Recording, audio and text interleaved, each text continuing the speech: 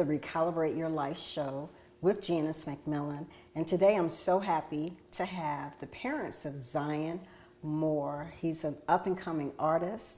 And with me today are his parents. And I want you guys to introduce yourself to my audience. All right. My name is Corliss Moore.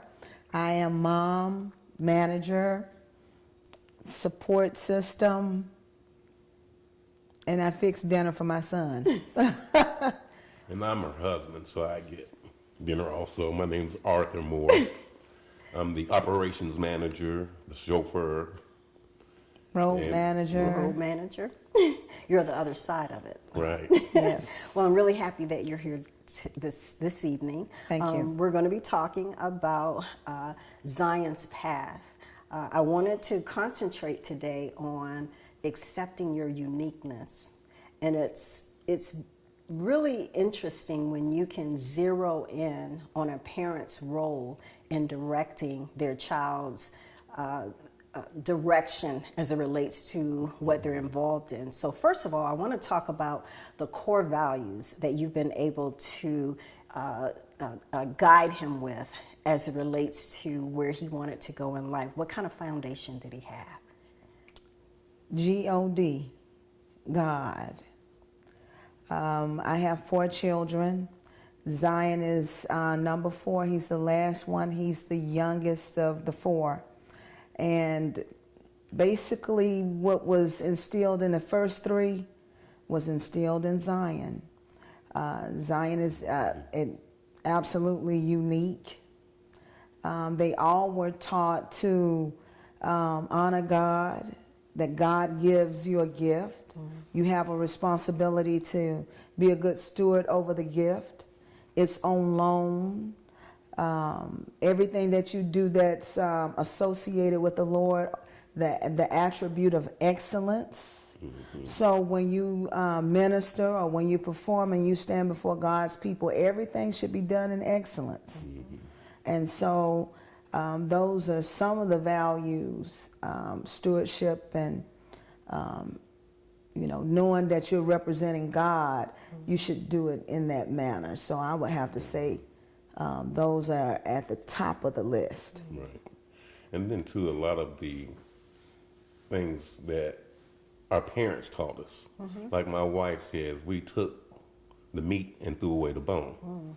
And we teach them to do the same thing because there's no book about how to be a good parent and those things that we should teach to our sons. We know that we have to be good stewards over them and be a good example.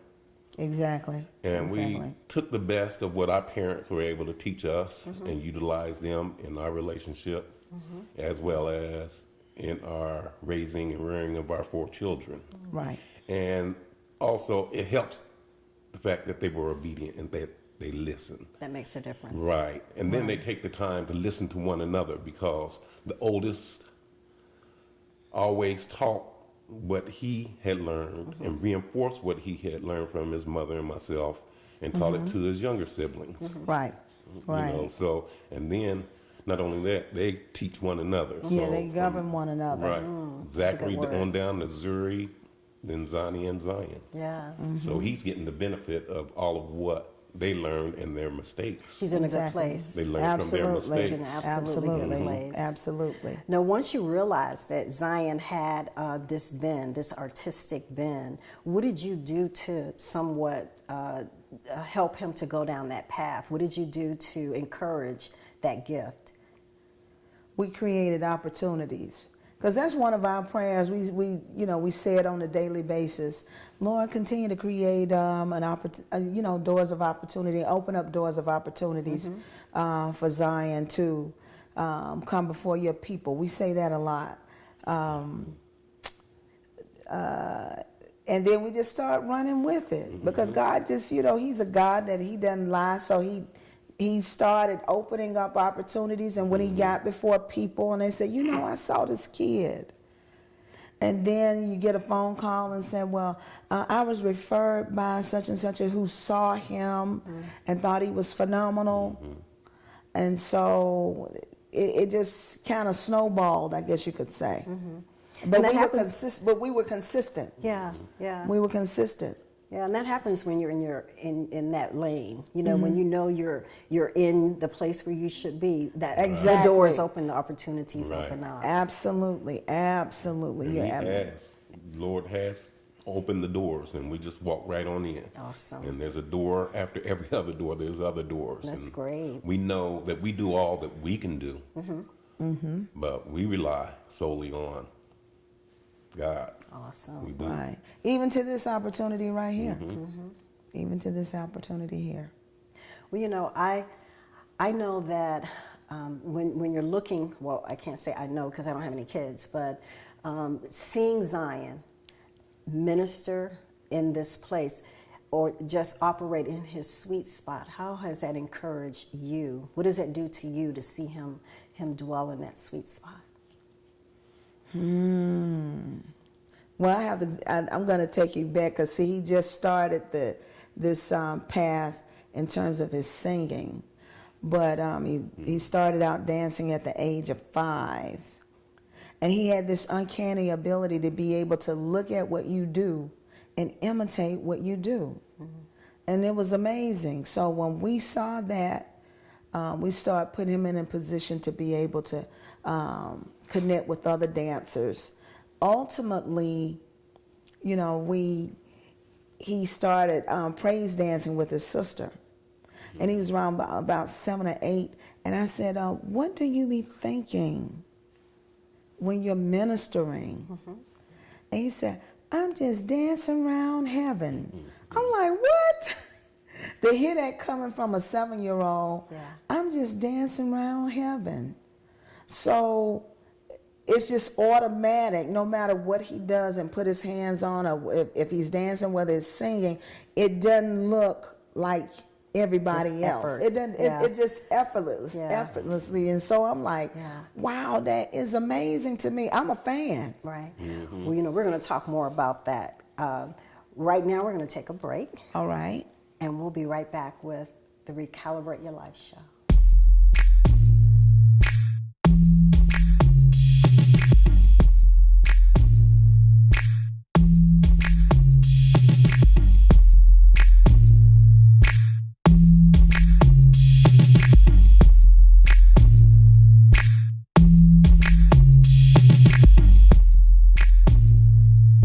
Michael Janice.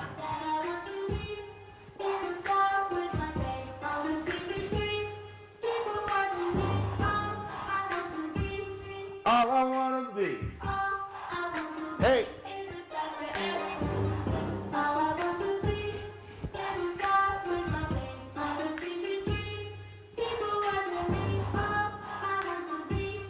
All I wanna be. Hey, check this out. Bow tie, button down, my prerogative, Bobby Brown. Big shows, big towns, big stage, big crowds. Go hard or go home. So win hard. Now I'm on my team, my family, my fans. Thank you for tuning in. This is the Recalibrate Your Life show. And today I'm speaking with Zion Moore's parents, Mr. and Mrs. Moore. And today's topic is accepting your uniqueness. So let me ask you this question. We see all around us destructive behavior that young people find themselves in. What did you do to help Zion to avoid those pitfalls? Just reflecting back, I'm in the school system. I'm an educator in high school, Columbia High School, as a matter of fact. And at this particular stage and juncture in my tenure with the school system, I run in-school suspension. So I'm seeing the worst of the worst on both ends of the spectrum. But I've always taught my children right from wrong. I've always taught them that you have to be accountable.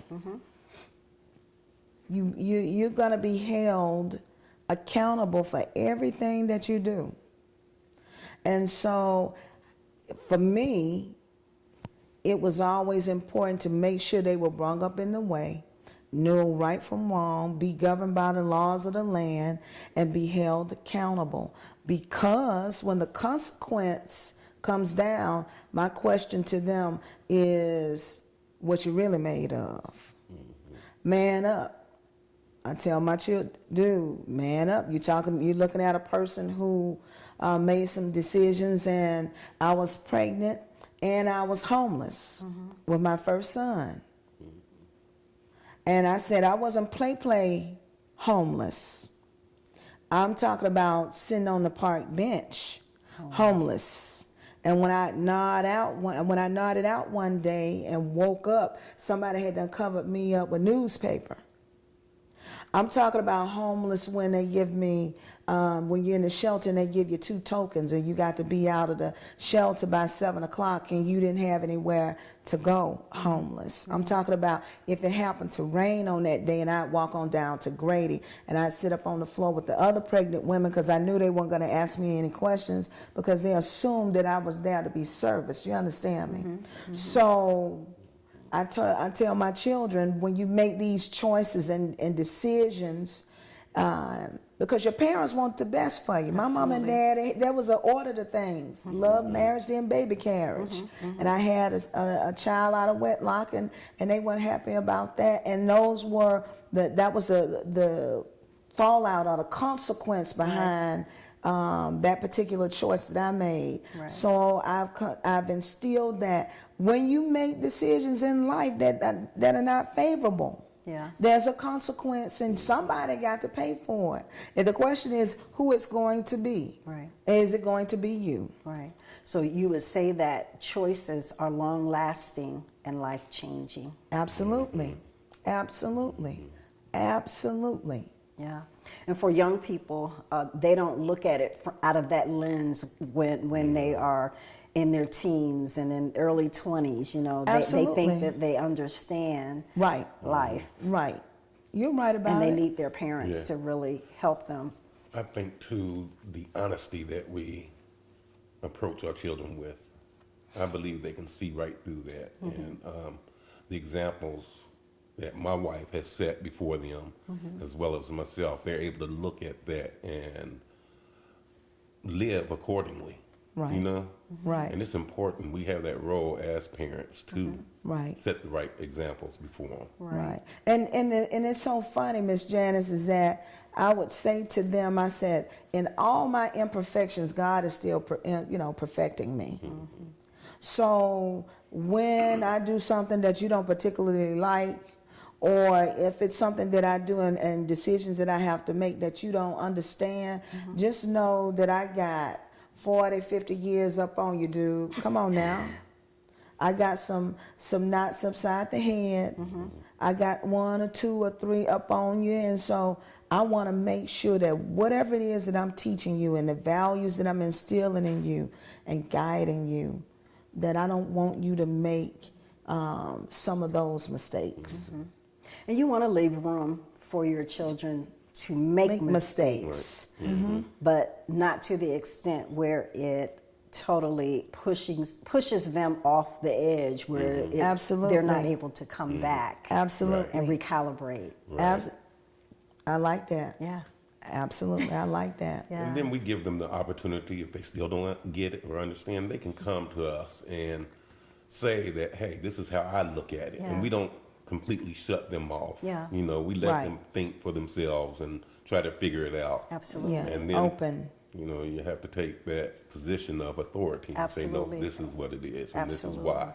And it's good that you have the kind of open relationship. A lot of parents nowadays, they don't have that kind of open relationship with their children, where they can come to them and say, hey, Mom, hey, Dad, you know, this is where I am today. You know, this is what's in my heart. Help me to make some decisions based on where I am right now. Absolutely, and you're right about it, because I share that with my colleagues and I with my students, former students. I said the difference is between you and I, that I'm 54, you 15 or 16 years old. You may have had a good day or good morning starting off. I may not have, and I come in and Mr. Morton gave me some problems, and then you come in and have a problem, and then we have a problem in the classroom. So if I can recognize that about you and you can recognize that about me, we'll have a good morning, and you'll learn some biology. It's like that. So, you know, but oftentimes with young people, they don't have greater insight. They only see just basically what's in front of them and what's going on right there on an immediate basis. Right. Now, you talked earlier about how you have infused God in everything. God is the cornerstone to everything that you do. Briefly talk about how easy or hard it is for a young man to kind of stay on that path, you know, as they come into who they are, you know, as they come into their 20s. Is it difficult to keep them focused with God? A lot of times, maybe, because of the flaws that I've had in my personal life, and am able to share it with them. They can learn not to make the same mistake that I've made, and it helps them to really take a good look at that situation, and they can see different situations in other people's households through their friends and everything. They can see that difference and know that, okay, maybe this is the better way. Right. Dad, not so bad, or maybe there's some truth, you know, to what he's saying, or there's some truth to what Mom is saying. I know it's hard, but it's just like what the Bible says, you know, you've been this sap while it's young. And so we, you know, we're disciplinarians, and you got consequences, and I still think it's kind of like in the DNA. Yeah. You know what I'm saying? Because not being funny, you know, sometimes it is in the DNA. It is in the DNA. Well, we're going to talk more about that when we come back. We're going to take another break. All right. And we'll be back on the Recalibrate Your Life show with Janice McMillian.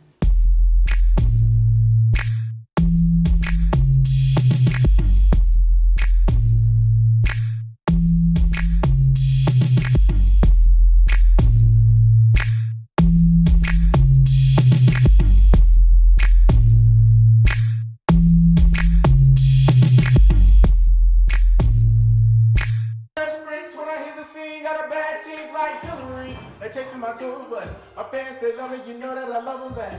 Throw up the peace sign. Then I'm obedient like my name is Michael Jackson.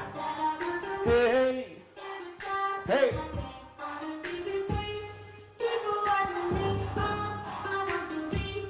All I wanna be. Yeah. Welcome back. This is the Recalibrate Your Life show. I'm Janice McMillian, and today we're talking about accepting your uniqueness. Now, I want to ask you a question as it relates to just accepting your uniqueness. How important is it for someone to go down that path of embracing who they are, their God-given DNA? I like what my son has on his Instagram. He said, I'm just another kid made in the image of my father, or made in the image of God. And so I was like, wow, check him out. I'm made in his image. So because I'm made in his image, there's an expectation for me. You know, he's the model. He's the master potterer, you know. And so, you know, and that to me, that one of the things I like to say, and that's a beautiful thing, just to be positioned before people, to be gifted in such a way. You've endowed me in such a way. And then, you know, you continue to birth something new in me every time I go before your people. And so then that helps me to understand all the more that, wow, we must be doing something right. Yeah, because he takes the time to embrace that. You know, and that's important. When you can embrace it. Yeah. Absolutely. It takes you another level, to another level. Yeah. Right. And last night, one of Zion's friends, unfortunately, was coming from school, had an accident. You know, it was storming here. And he had an accident about 2 or 3 minutes away from where we live, and passed away. He used to be in Zion's classes in middle school. And so when he got the news, and I guess by the time he digested it, he told my husband and I, he said, I may not tell you, but I appreciate that you all go hard for me every single solitary time. So if I haven't told you, I want you to know that I appreciate everything that you do. Everything that y'all do for me. Yeah. And so, I mean, that's powerful. There isn't a lot of appreciation out here nowadays. And to get it from your flesh and blood, Right. Yes. means a lot. Yes. Mr. Moore? It does. I'm speechless Yeah. with that. Just because I'm reflecting back on that moment, and it just Right. grabbed me. Yeah. So Right. You Right. live for that as parents. Absolutely. Yes. Absolutely. Because you don't always know.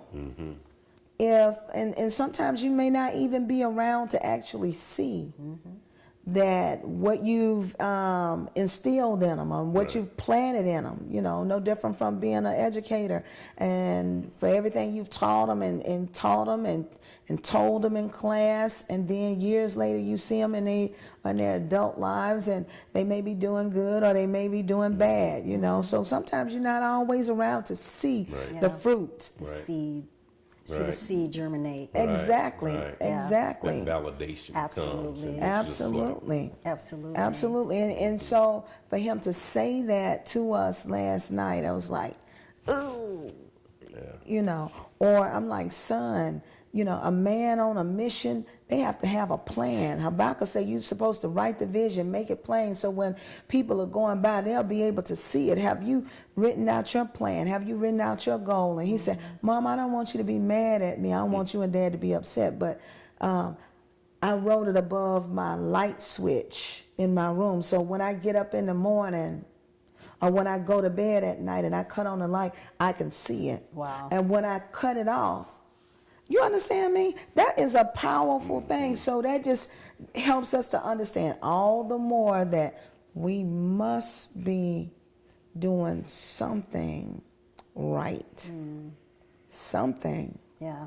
I think that's powerful to have the vision. I mean, literally, the vision in front Absolutely. of you. Absolutely. You know, so that you can see it and you Right. can run with it every single day. Absolutely. I'm encouraged. I'm going to do that when I get home. I mean, because it blew our I'm gonna mind. do that. It blew our mind because he was like, I knew that, you know, just writing it on a piece of notebook paper, I probably wasn't going to keep up with it. But Yeah. I wrote it above my light switch. So when I get up and when I go to bed at night, I can see it when I cut my light off. And then when I get up in the morning, First thing. I can see it the first thing when I get up and cut the light on. I'm like, dude, bro, you do. I mean, hey, by George, I think you got that part. You know, we still got some, you know, some areas, but that part, I believe you got. Well, we're closing up on our segment here, and I have thoroughly enjoyed speaking you. with you. Briefly, just tell me what you would want if Zion were right here in this room. What would you want him to know about how proud you are?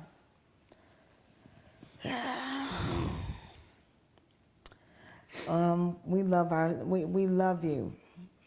We love you. There's nothing we wouldn't do for you. Nothing we wouldn't do. We're going to always support you 100%. Yes.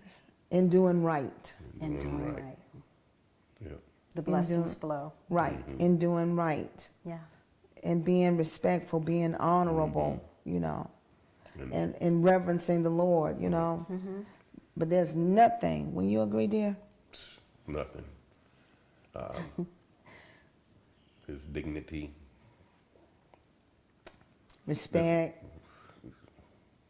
Respected by We his appreciate teachers. it. We appreciate Yes, I him appreciate because it. it motivates us to do even more. Awesome. Right. And to do better and to be a better example before him as well as his other Right. siblings and his colleagues. You know, it's important.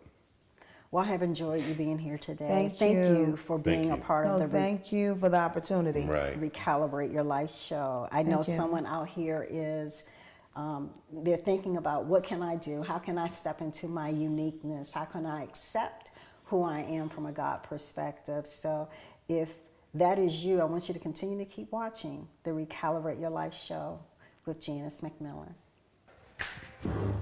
Bass hitting, yeah, you feel it every time it down.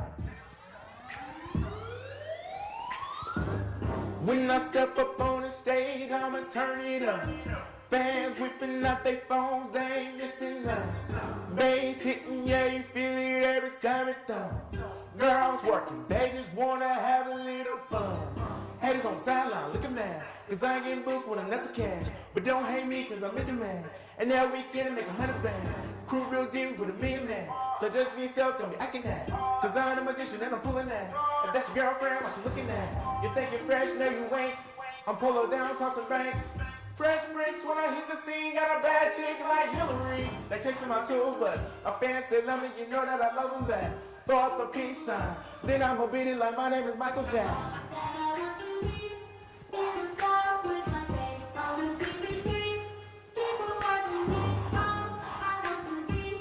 All I wanna be. Hey.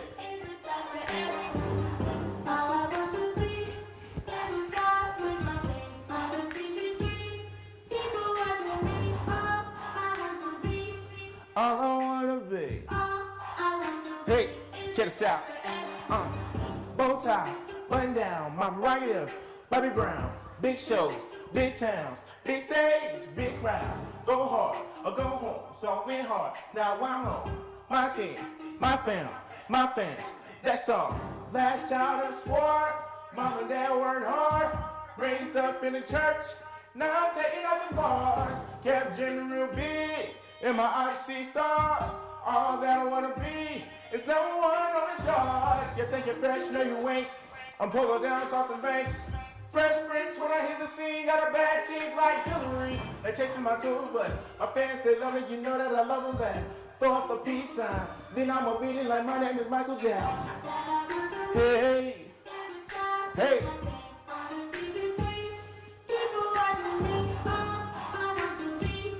All I wanna be. Yeah, yeah. Hey. Come on. Come on. Come on.